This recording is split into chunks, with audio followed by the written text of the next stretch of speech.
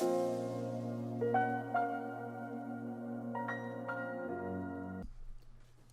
friends, welcome to this video in which I'm doing for Pvgna.com, and I'm also going to be posting this on my YouTube channel, and there's two reasons for that. The first one is don't tell me how to live my life, you're not my real dad, and the second one is I see a lot of people posting on social media these clips of usually their favorite streamer gets like hooked, and it's this slow motion video of like kind of like a hook, you know, looping around like a couple units and then getting the streamer, and it's always really funny. And usually people say things like "Ice Frog, please," like "How is this happening?"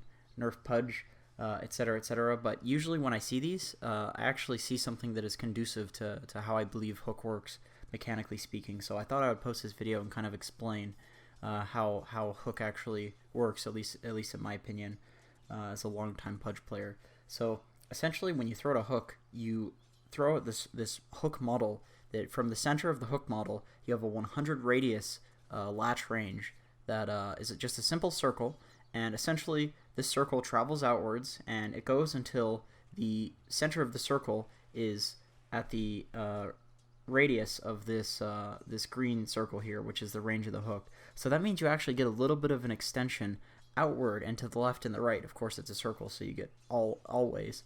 But the very first thing that this circle comes in contact with in terms of enemy hitboxes is the thing that the hook will attach to and pull back. So that's why sometimes you see a hero being hooked in a creep wave or being hooked amongst a bunch of other heroes, and it's usually because their hitbox is sticking out a little bit farther than the other heroes, and this latch range is coming into play. So you can see here that if I highlight both of these units, this axe is clearly out of range of hook, right? You would think it wouldn't hit him, but that's actually wrong. This hook is going to hit him because he's within that 100. His hitbox, which is the circle, is in that 100 unit radius latch range. So if I just throw this hook here, it's gonna hit him. So I pulled him. You kind of saw it jump to him there, and that's the jumping of the latching in play.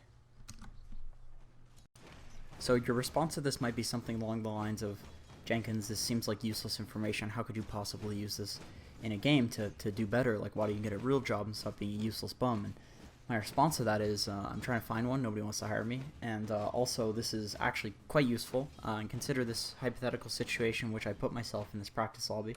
So this axe is, once again, he's out of hook range. But if I abuse this 100 latch range, I can still get him. But if I don't know about the latch range, and I just try to target right on top of the axe, my hero's going to run in like a ridiculous direction, and I'm not even going to let him continue because, you know, I'm out of position at that point. You know, I want to hook him here, and if I know the latch range, I just throw it in front of him. I kind of just assume that the latch range is going to get him, and then of course, lo and behold, here he is in this nook, and you know he's ready to get massacred by my team. So if you don't know this mechanic, essentially you're going to find your hero walking in all sorts of which ways and directions that you don't want him to. And in the real map, outside of a practice lobby, there's a lot of places where this is useful, hooking across river, hooking onto high ground, essentially anywhere where there's something that's blocking your pathing, and knowing about the latch range is obviously very useful. So at the start of the video, I talked about these clips that you see of people kind of like miracle hooking around people and curving and hitting a particular hero in a group of heroes that you just would not expect. And usually it's a result of this hook clipping thing where the circle of the hook first intersects with a particular hitbox. And here I am in a lobby, and I'm just going to simulate it for you and show you how you can intentionally do it in games and hit a lot of hooks that you otherwise wouldn't hit if you didn't know how the mechanic worked. So I have two axes here, and if I want to hook this guy behind the axe in front, so I want to hook the axe on top, a lot of people would say that this is like impossible.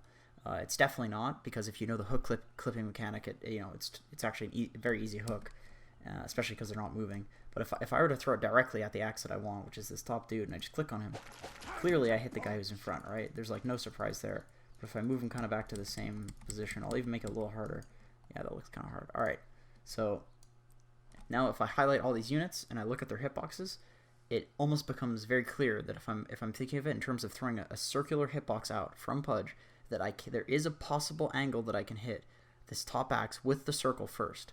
And of course I'm going to do it here. So all I do is, instead of angling it right for him, I kind of angle it so that it misses the first axe and clips for the second one. So this is going to be a hard one, I think. But so I got him, and it looks ridiculous. it does look like it curves, but it's totally conducive to how the mechanic works. And you might think that this is like impossible to pull off in games, and I will say that it's definitely not the easiest thing. I'm not saying it's like supposed to be easy, and there's a lot of luck involved, especially if people are moving. But there are a lot of games where this does come into play, and you can hit hooks that otherwise you couldn't. And I'm gonna show you a clip right after this one of a game where I did that very recently. So here I am in this clip that I was talking about, and to give you a little context on this clip, this was a 6 to 7k average MMR US East pub game, and we were winning pretty handily. It was 30-11, so we were just pushing a tier 2 tower bottom. We got it, and I told my team, like, stick around guys, I think I can hook somebody and probably we can push racks, because it's very typical for a lot of people to just passively farm a creep wave after an enemy team has pushed a tower. Because a lot of the times they leave and they'll just disperse and push other lanes. So I'm going to show you this clip in fast motion, and this is kind of one of those clips where it looks like I'm like hooking through a creep wave to hit somebody, but this was like fully intentional in this game, and actually abused the mechanics that I talked about in the previous clip to hit this hook. And of course, I'll just show you quickly. So this dude walks up, this Legion commander, and he actually feels protected because he's surrounded by the creep wave. And I noticed that he's killing this creep, and I just throw the hook because her hitbox is sticking out more than the other ones. So we kill her, and we push racks. And I'm actually going to show you this in slow motion, just so I can kind of fully explain what's going on here. So when I was standing here, I noticed that he was standing in the creep wave. Of course, we have Clockwork and Pudge, so he feels safe being surrounded by creeps in a wave because he thinks he's not going to be a good target to hook. But I noticed that the way he's standing in this creep wave, he actually is a good target, and he's killing the only creep that's blocking him from getting hooked by me. So the reason that he's possible to be hooked right now is because I'm actually going to play it a little bit because there's some animation stuff going on. Okay, so he killed that creep. I was waiting for him to kill that creep, and he hasn't changed position at all. So I noticed that there's this top creep. This thing's like not even in the way. It's kind of far away from him, to be honest. So this one's not a problem.